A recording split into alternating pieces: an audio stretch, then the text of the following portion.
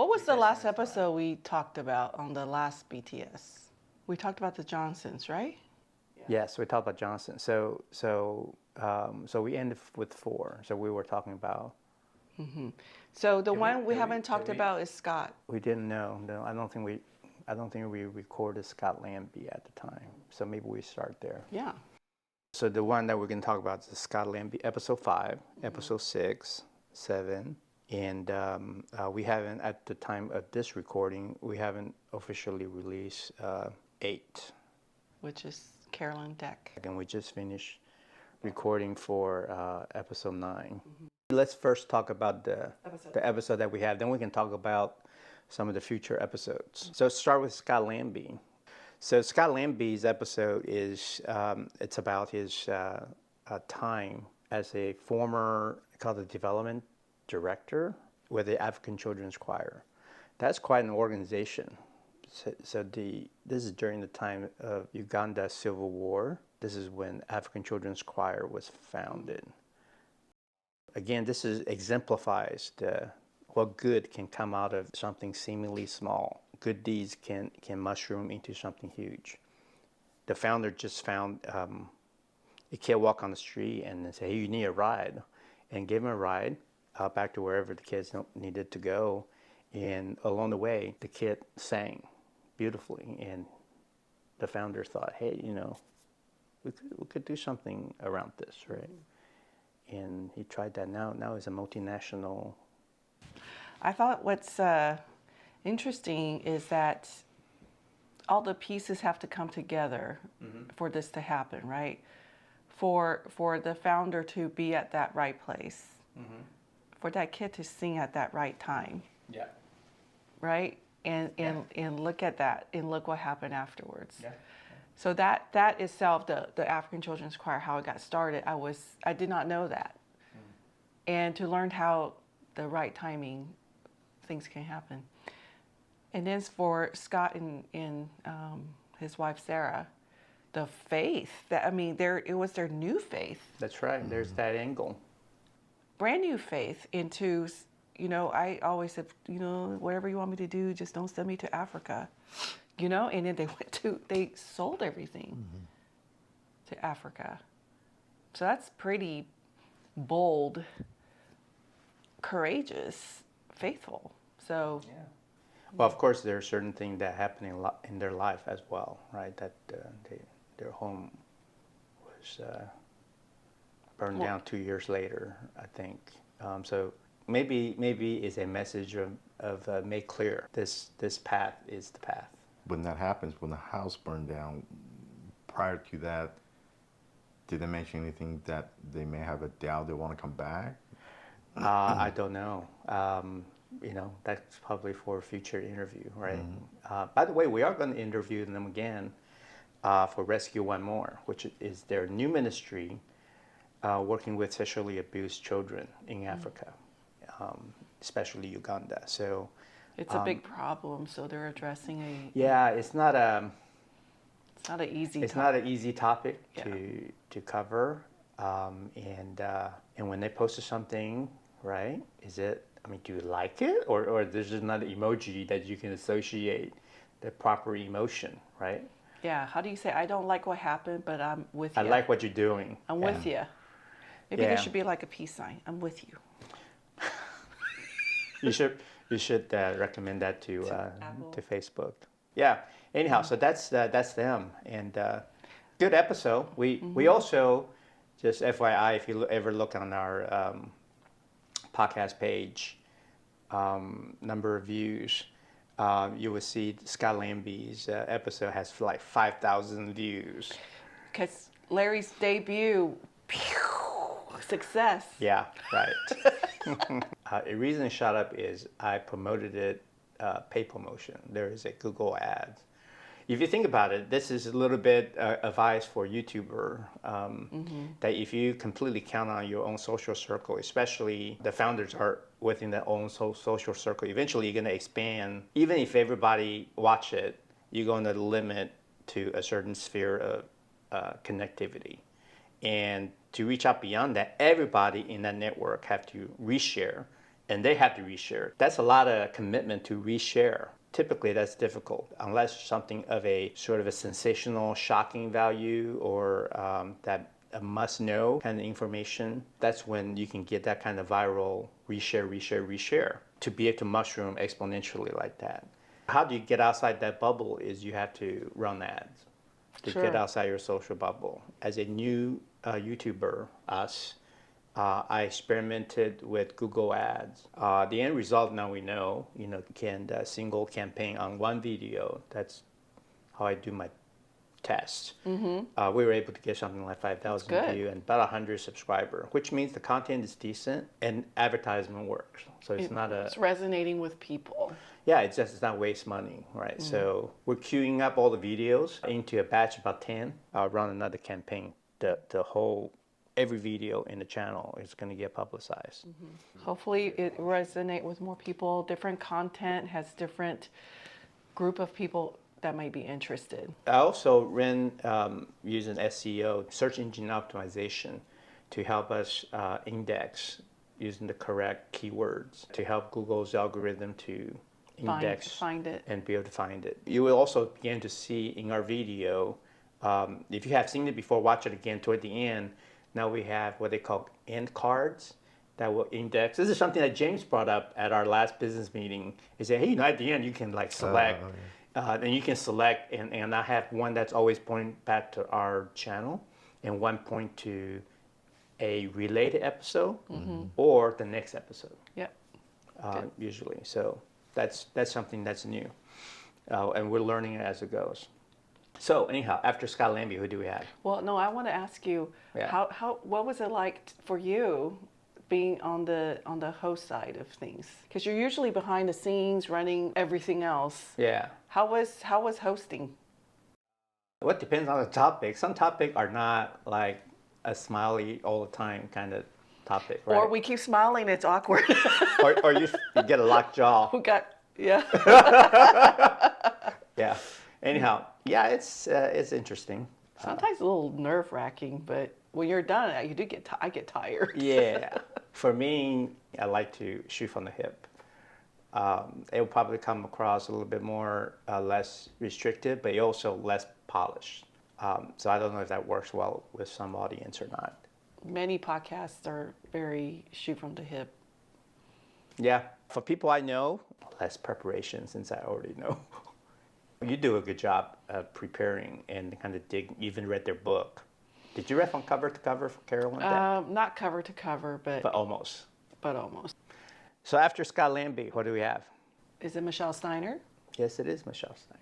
You interview her, so tell us your experience and what you thought. Michelle Steiner, if you didn't know that she has, dealt with learning disability her whole life, you wouldn't have known. Because she's well-spoken and very lovely, but she had dyscalculia. There's different ways to say it, but it's basically a problem with math. It's like dyslexia with numbers. And sometimes I wonder if I have that a little bit, because math is not my thing. But just the way she dealt with it, and how she shared about the stigma of using accommodations that was afforded to her. So there's a problem when you don't have access to accommodation. There's another problem when it's there, but you're afraid to use it. Because she says other students thinking that she's cheating. She has an unfair advantage. It's kind of hard when you're telling somebody who has learning disability that she has an unfair advantage. So she didn't use it for a while until she realized she really needed it. So I thought it's a very good reminder for those of us who, you can talk about any kind of issue. It doesn't have to be learning disability. People offer you help. A lot of times say, it's okay, we don't need it because, was it pride or whatever? We don't use it. But sure, it's helpful, right? What's really cool also is, in spite of her disability, she now was able to take on and pursue her passion and discover an area where she's not only not disabled, she thrives and does very well, which is photography, right? She sold her pictures. So yes, because of her learning disability, it affects some of her direction and her motor skills on so she can't drive. And when you can't drive, sometimes you have to walk to places, or you're on the passenger side where you can spend the time and look at the flowers and look at the details of the flowers. So she then took pictures, and her friends commented, it's like, wow, I never noticed certain aspects of flowers, or you picked up on things I would never pick up because we whiz by. Yeah. Right? We talked about in episode 0 about stop and smell the roses, and really enjoy the details, and we don't do that enough. So her photography, because of her being on foot or being on the passenger side, allows her to do that. And she's sharing a story about how she happened to take a really neat picture of an angel, and a friend says, "This is really cool." So she submitted for a contest and won. What's your thought? Yeah, I'm just trying to still wrap around my head about the disadvantage that she could turn into advantage to her. Maybe I'm trying to discover my disadvantage and turn it into advantage. That's a great thought. That's the whole point, to see that it can be done. So I think after Michelle Steiner, then we had Bree Dollar. Now that one is a tough one to cover. So imagine you're a 17-year-old, you learn that you have leukemia. Nowadays people kind of have the notion that leukemia is easily survivable. Granted, the medical technology certainly has advanced. I mean, our mom died of leukemia. So we were on the receiving end of that in the past when we were little. But seeing the 17-year-old to go through that, and she basically lost her in childhood. She spent it all in the hospital twice. The first time, she did not come into full remission because 6 months later, it came back. The second time around, the prospect of dying really began to hit her when she's seeing a dozen of her friends that she met in the hospital. the other fellow patients suffering, going through the same thing, dying. So she has a bit of a survivor's guilt. So there's a lot of question about life in general, suffering. I mean, listening to her describing all the different conditions, the side effects that she went through, it's challenging enough. But there's also that mental struggle. Actually, while she, as a patient, her doctor decided that she needed a bone marrow transplant. And she did not know about this whole process. The doctor just went online and contacted Gift for Life, which is a donor registration organization. Bone marrow registry. I believe they also do blood donations. They found her 2 donors. First donor declined to help. Second donor did. My mental picture of bone marrow transplant has always been, you had to go to the hospital. They put you to sleep a little bit and stick a needle. No, I was thinking stick a needle in your spine and pull. Oh, I thought it was hip or something. Well, that's when you say bone marrow. Either way, there, right? Yeah. Well, but it turned out it is sticking to your hip. Hip. Okay. Yeah, because your pelvic bone have more bone marrow. But still, you still have to get up and travel somewhere, basically stay a couple of days and then recover. About a year later, she was notified that, hey, do you want to meet your donor? The organization have to talk to both of them, and they both have to consent. They both consented, and they met at a hockey game. And they kept in the dark until at the very end, to the point when they actually met. So they got along great. Tony Joe, that's his name, he actually worked in the pharmaceutical business, developing medicines, conduct clinical trials. So I thought that was pretty cool. Not only was he's walking the talk, right? So not only is he doing the job, he's doing it to help others. Yeah. But the end result is, so she's in remission now, but it's still no cakewalk. There's still a lot of side effects that she has to deal with. Sure. But she is very glad she has a second chance on life. And she's making the best of it. So she is studying hospital administration. Something she knows a little bit about. You know a little bit about, right? Exactly. And she's also very active in promoting blood donation. She won an award. She enlisted 300 donors and won a special recognition for that. So best wish to her, and we hope to stay in touch with her.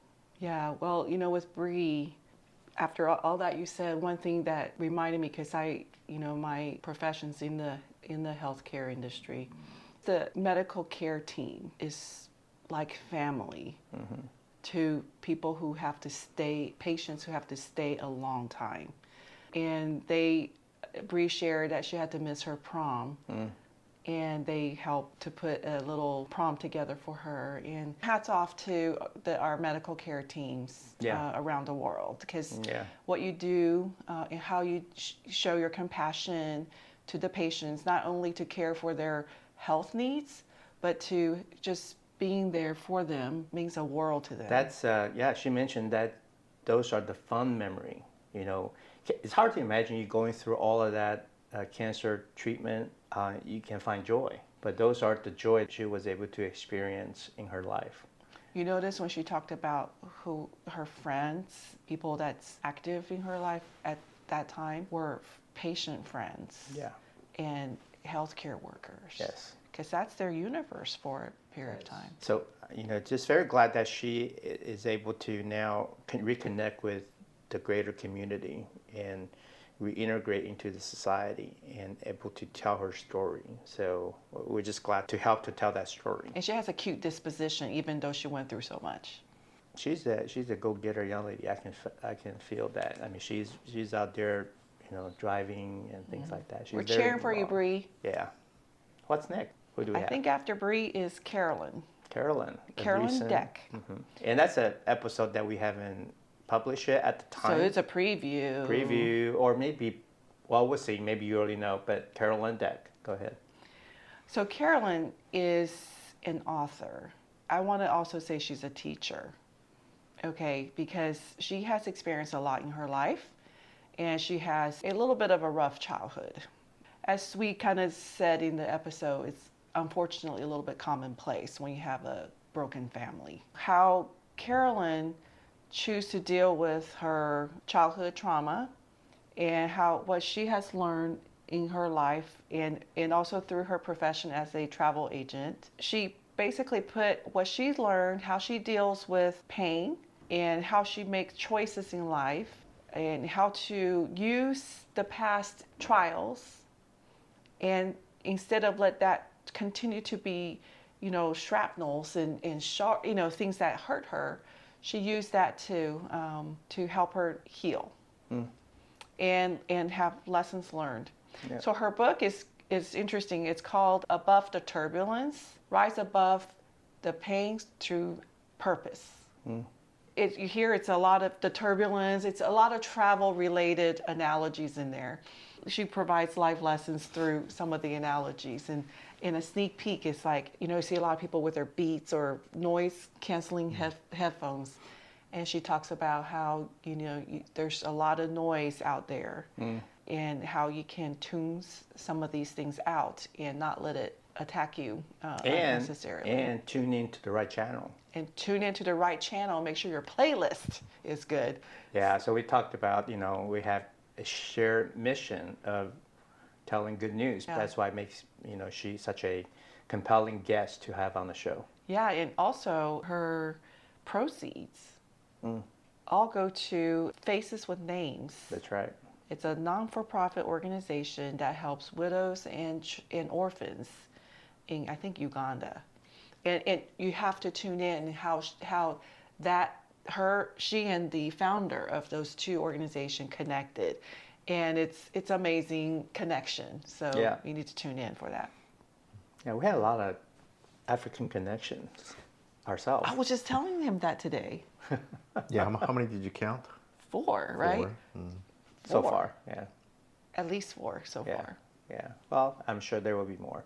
African is a country that really is joining the modern society of the world. There are a lot of people hungry for good news, for the Word of God. It seems like they emit good news too, just because of their simplicity, in their joy in simplicity. For Scott Lambie's episode, I purposely picked Africa as a country to advertise in. And I have more feedback on the episode from Africa than from anywhere else. It's a country where people are hungry. All right, then just recently we finished our first recording of Hello World. On location. Sorry, on location. And what that means is all of the equipment that you see around us all got packed up into boxes, shipped on the truck to the location, and we interviewed the person. We set up, literally recreate the studio on the fly. So our guest, you're the interviewer, and our guest is Val Lewis. Okay, I want to say something else before we introduce Val. What I love about being the host on location is once we got out of the truck, you said, Val and Lily, y'all can't break a sweat. That's so right. We went inside, and y'all two had to do the hard work. Because we don't have a makeup team to keep you. We don't have a makeup team. And I totally Maybe forgot. that would be in the future, and we'll put you to work when we have that. I totally forgot to even bring any. So, but that was like, Val, let's go inside. Yeah, she took full advantage of it. I loved it. I saw love that. Yeah. So yeah, we met Val Lewis, and he is a jazz artist. He songwrites, he composes, he arranges music.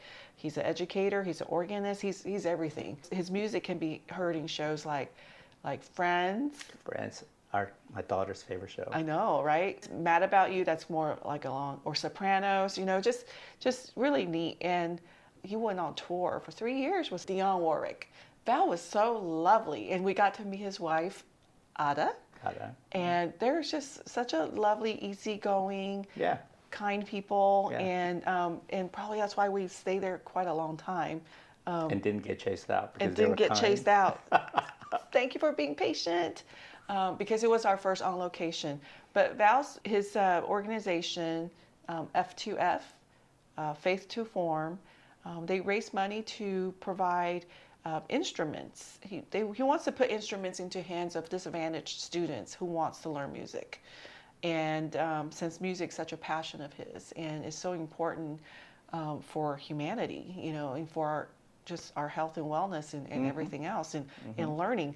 Yeah, he has that organization. So we got to learn about him and how I learned a little bit about how music works and how does it get into the TV, how do you write songs, and then we got to hear some of his music. What's it called? He sings too. And he sings Not too. just playing, he sings. What do you call his music? Groove jazz. Groove jazz. I first said groovy jazz. He goes, no, Lily, it's groove. Just groove. Just groove. He's one of those cool customer, not cool cat. He's cool. He wanted to be cool. That was one of the songs. I don't think he needs to be want to. He's just he exhibits. He's cool, just cool. Right? His voice, just his speaking voice is smooth. Soothing. Yeah. Yeah. It was interesting trying to set up, how do I do the video shoot, make sure that coolness come across to give that kind of jazz nightclub feel, even though it's broad daylight. So one thing I have to tell the audience, although most of the episode, I'll be interviewing, right? But really, all the details, like these color lights, the ambiance, he was making sure I want some blue lights on the piano keys. Your attention to those details, and then how you edit at the end to piece the stories together is a lot of BTS, behind the scenes work. Well, when you shoot something, you always want to have a vision. So okay, well, this is the subject matter, and that's the person, the audience. When they watch it, how do I want them to feel?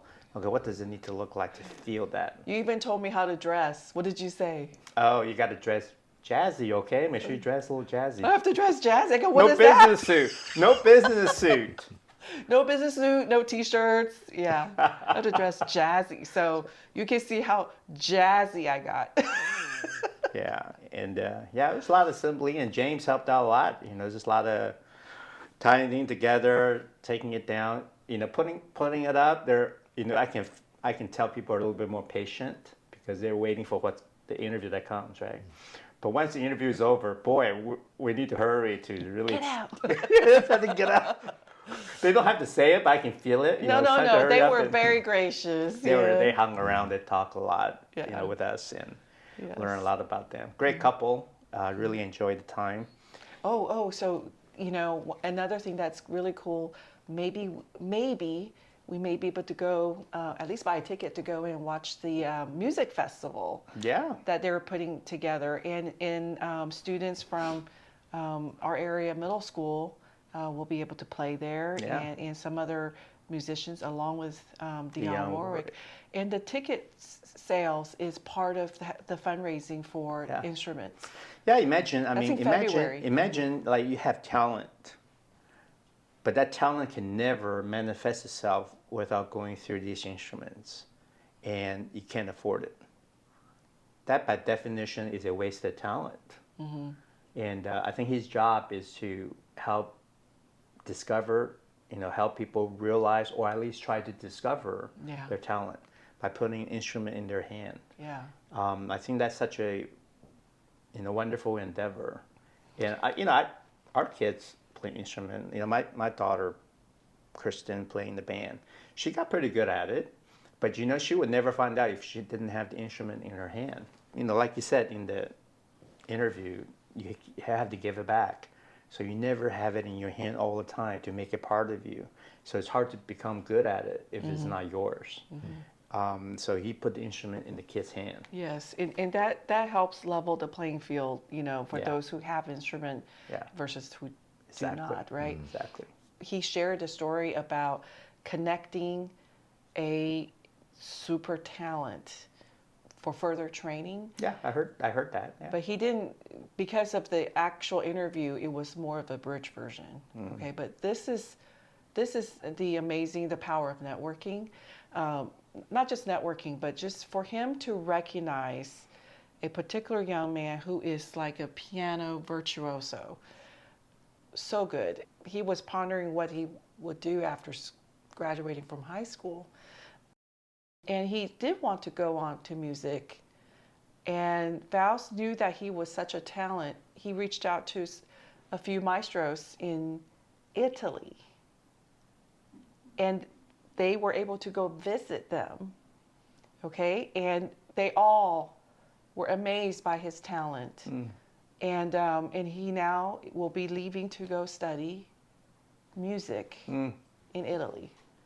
It's through the recognition of talent, doing something about it, connecting them, and then these folks, hopefully, that they did something about it too. Yeah. See that connection of... Yeah.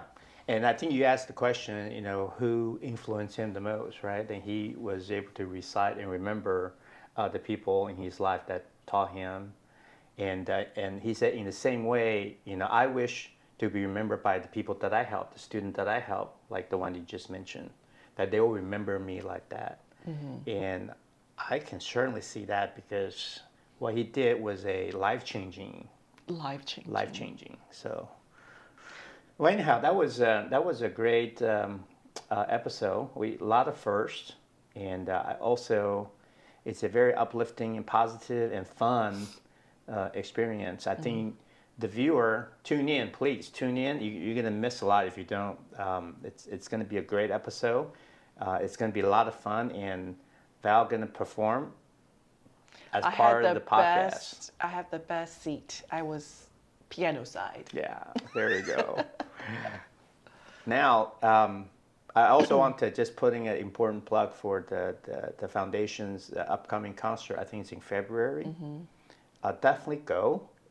Please go If help you're those here. kids, especially if you're in Sugar Land. Go and really help the children here. If you're able to afford an instrument, that's great. Great for you, great for your children. But there are families that have talents that would not be able to afford the expensive instruments. They need your help, and what a great way to help people and watch a talent that was hidden now is polished and shine and with the instrument in their hand, and you're part of it. So definitely go. Definitely. All right, well, that's what that takes us up today, and we have some upcoming pipeline of guests we're about to do some recordings on. You remember some of them? I know I'm going to be eating soon. Sushi. Oh, yeah. We will have a special culinary episode by a self-made sushi chef with a story to tell. I don't think we can give away too much more. That's it. That's it. And also, along that line, we have a special guest a friend of ours who will be leading us through some line dance. And they say, well, what's the good in that? Well, fitness is good. That's number one.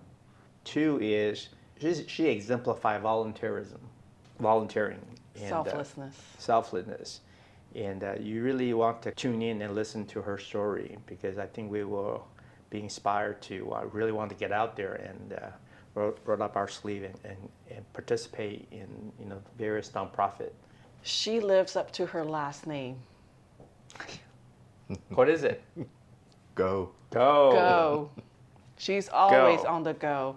And Eva has always been like the cool kid, Yeah. She has a swagger. So I can't wait for y'all to meet her. Yeah. So there are several others that are still in the works. Again, we mentioned we're going to talk to Scott Lambie and Sarah Lambie again. For Rescue One More. Rescue One More. Tune in to listen to that. I think there's maybe some other that we're working on, but definitely tune in.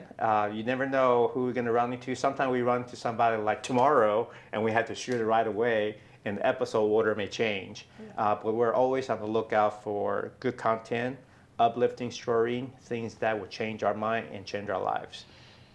Just like our friend Terry referred us to Val. If you guys have anybody that you want us to talk to, drop us a line. What's the email they should send it to?